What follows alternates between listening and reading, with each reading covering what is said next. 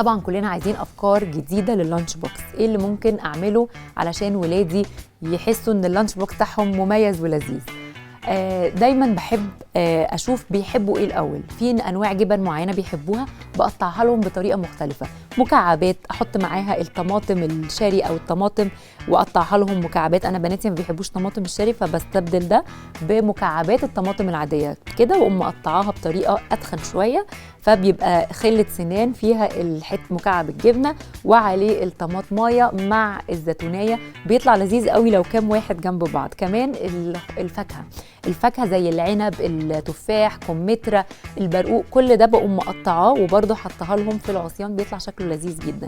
لو ما عنديش النهارده العيش او طب ما اعمل لهم كريب بسرعه، بضايه، شويه لبن مع الدقيق يتقلب واعمل لهم احلى كريب واحشيه احلى بيض، جبن، اللفت اوفر من امبارح. لو امبارح عندي اكل على طول ممكن اقوم حاطاه، لو فراخ مثلا اشوحها واحطها، تطلع حلوه جدا.